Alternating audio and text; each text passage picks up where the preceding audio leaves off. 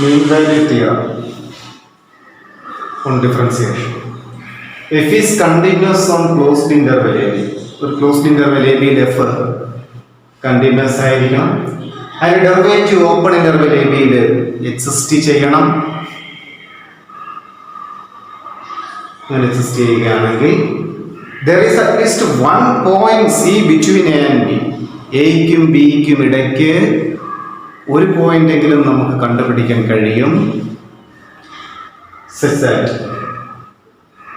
f dash c is equal to f of b minus f of a by b minus a.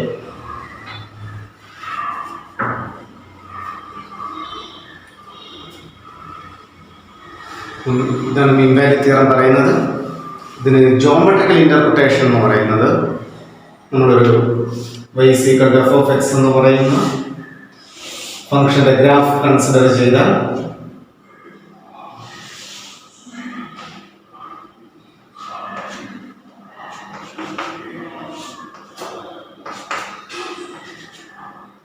എന്ന് പറയുന്ന point B എന്ന് പറയുന്ന point, അപ്പോൾ ഇവയ്ക്കിടയിൽ graph continuous ആണ്, derivative exist ചെയ്യുന്നു.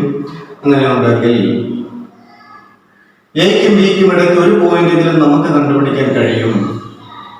F dash C എന്ന് പറഞ്ഞു കഴിഞ്ഞാൽ സ്ലോപ്പ് ഓഫ് ദി ടാൻജന്റ് ആണ്. അതായത് സിയിലുള്ള ടാൻജന്റിന്റെ സ്ലോപ്പ്, സി എന്ന് പറയുന്ന പോയിന്റിലുള്ള ടാൻജന്റിന്റെ സ്ലോപ്പ് എന്ന് പറയുന്നത് A F of A B F of B, ഈ രണ്ട് പോയിന്റുകൾ ജോയിൻ ചെയ്യുമ്പോൾ കിട്ടുന്ന കോഡിന്റെ സ്ലോപ്പിന് തുല്യമായിരിക്കും. കോഡിന്റെ സ്ലോപ്പിന് തുല്യമായിരിക്കും എന്ന് പറഞ്ഞു കഴിഞ്ഞാൽ കോഡിന്റെ slope f of b minus f of a by b minus a ആണ്.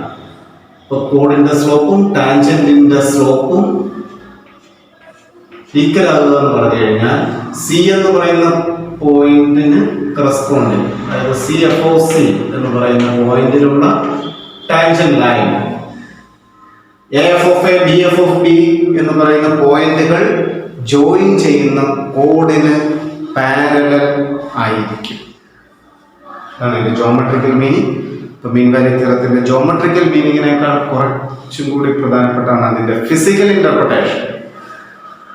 അതായത് നമ്മൾ ഡിസ്റ്റൻസ് ഫംഗ്ഷൻ ആണ് f of x പരിഗണിക്കുന്നതെങ്കിൽ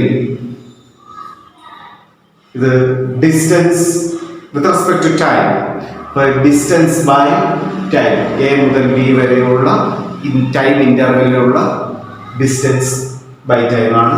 so it is average velocity.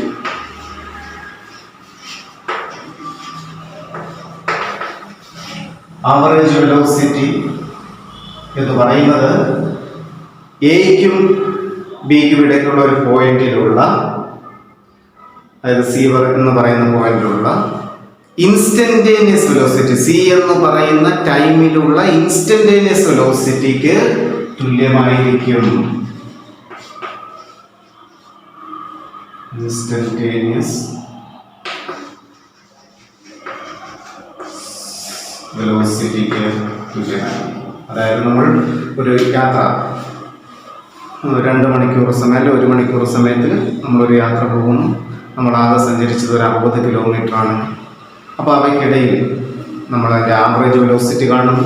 ഇപ്പോൾ കാറിൻ്റെ ആവറേജ് വെലോസിറ്റി, ഇപ്പോൾ നമ്മൾ കാറിലാണ് യാത്ര ചെയ്യുന്നതെങ്കിൽ 50 ആവറേജ് വെലോസിറ്റി, നമ്മൾ ഒരു ട്രിപ്പിലുള്ള ആവറേജ് വെലോസിറ്റി എങ്കിൽ ഒരു തവണ മീൻ വാല്യൂ തിയറം ഗ്യാരണ്ടി ചെയ്യുന്നത് ഒരു തവണയെങ്കിലും കാറിൻ്റെ സ്പീഡോമീറ്റർ 50 എത്തിച്ചേരും